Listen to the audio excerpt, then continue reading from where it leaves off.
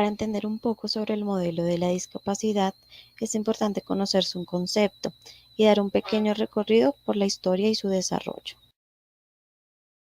En primer lugar, el modelo social de la discapacidad se presenta como un nuevo paradigma de tratamiento actual de la discapacidad,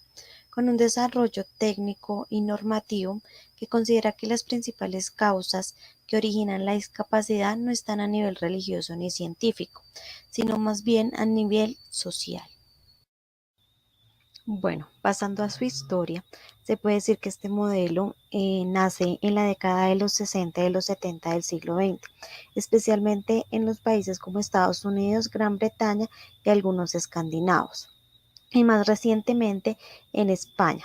Gracias a los movimientos sociales por parte de los colectivos denominados desfavorecidos, como aquellas personas de raza negra y otras minorías étnicas, mujeres y personas con discapacidad que denuncian una situación de marginación y piden el reconocimiento de sus derechos civiles como ciudadanos y una situación de igualdad social. En el caso de la discapacidad, surge en Estados Unidos el denominado movimiento de la vida independiente. Algo importante es que este modelo ya no ve la discapacidad como un atributo de la persona, sino como el resultado de las relaciones sociales, y resalta en gran medida aquellos aspectos externos y la dimensión social en cuanto define y trata la discapacidad. Una de las principales características de este modelo es que ya no ve las causas de la discapacidad a nivel religioso, sino a nivel social, y que las limitaciones individuales de la persona ya no son el problema, sino aquellas limitaciones que impone la sociedad. En otras palabras, este modelo no le otorga las limitaciones a los individuos, sino a la sociedad, ya que ésta no tiene en cuenta dentro de su organización social los servicios apropiados ni asegura adecuadamente las necesidades de las personas con discapacidad. El modelo social caracteriza a las personas con discapacidad a partir de tres aspectos importantes: el cuerpo, el entorno inmediato y el medio. En cuanto al cuerpo, más que identificar qué tan completo está o cuál es la función que realiza de acuerdo a lo que la sociedad llama normal, las personas que practican este modelo se concentran principalmente en descubrir aquellas habilidades y capacidades que tiene este individuo en cuanto al cuerpo que posee, y luego de eso realizar procedimientos que permitan potencializarlo. En cuanto al entorno inmediato, que es la familia, se tiene en cuenta que el proceso por el cual pasan estos miembros al recibir la noticia de que algún familiar ha sufrido alguna lesión o dificultad que ha llevado a una discapacidad. En cuanto al medio, que es considerado el portador de oportunidades en términos de la equidad y de la eliminación de barreras en cuanto a la exclusión, y es aquel que como portador de riesgos para realizar la acción de prevención de la discapacidad. Dentro del modelo social, las representaciones cobran una gran importancia, ya que es una modalidad particular del conocimiento y su función es la elaboración de los comportamientos y la comunicación entre los individuos. Es decir, que es el conocimiento del sentido común que tiene como objetivo comunicar, estar al día y sentirse dentro del ambiente social, y que se origina en el intercambio de comunicaciones del grupo social. Es importante mencionar que este modelo destaca que las personas con discapacidad tienen la misma capacidad de aportar a la sociedad que aquellas personas que no presentan ningún tipo de discapacidad, pero que siempre deben ser guiadas de la valoración y el respeto a las diferencias.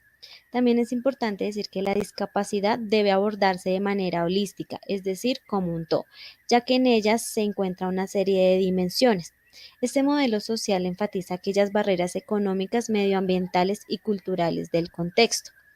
y presenta o se enfoca en la accesibilidad a aquellos servicios que se les niega a personas con discapacidad, como son la educación, los sistemas de comunicación, los accesos laborales, transporte, vivienda, servicios de apoyo social y sanitarios no discriminatorios. También hay que mencionar que el modelo social presenta una orientación inclusiva, que se centra en las perspectivas éticas y en el avance de la consolidación de los derechos humanos. El aumento de la toma de conciencia de la sociedad acerca de las desigualdades sociales y la consolidación de los derechos humanos, principalmente la educación, la igualdad de oportunidades y la diversidad, ha proporcionado a la sociedad actual el uso correcto del término inclusión. Esto ha permitido dar un paso más en el proceso de integración y extenderlo a diferentes ámbitos de la vida, como son lo social, lo laboral y lo familiar. Hay que tener en cuenta que la inclusión no se reduce solamente al contexto educativo, sino va más allá, es una idea transitoria que debe estar presente en todos los ámbitos de las personas con discapacidad, como son en las comunidades escolares, el contexto familiar, el contexto laboral, el contexto social.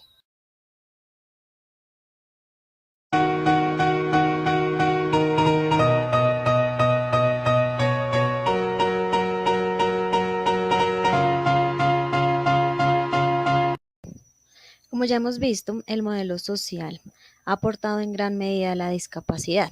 pero en definitiva tenemos que revisar cuáles fueron realmente los aportes que ha dado el modelo social a la discapacidad y que ha facilitado y contribuido a la inclusión social para estas personas. Hay que mencionar que los derechos humanos, además de ser pensados de manera que respondan a la diversidad cultural y las diferencias, deben pensarse también de distintas maneras. Por esta razón hay diferentes formas de ejecutar los derechos humanos, principalmente en tres líneas de reflexión que se interrelacionan de diferente forma. La primera se relaciona con la capacidad que tiene un grupo de conocerse a sí mismo sobre la base de elementos fundados en el desarrollo de su propia realidad. En esta línea de análisis se resuelven los cuestionamientos de quiénes somos, cómo pensamos. En cuanto a la segunda línea, se enmarca en una identificación social, según la cual nos reconocemos como miembros, pero también reconocemos al otro, es decir, como sociedad definimos y luchamos por espacios en donde podamos participar y ser tenidos en cuenta. Esta línea se resuelve interrogantes como grupos diferenciados por discapacidad, cómo podemos ser tenidos en cuenta dentro de la mayoría. Finalmente, la tercera línea de reflexión se refiere a la política pública que articula el conocimiento con la sociedad, en la medida en que el conocimiento como sociedad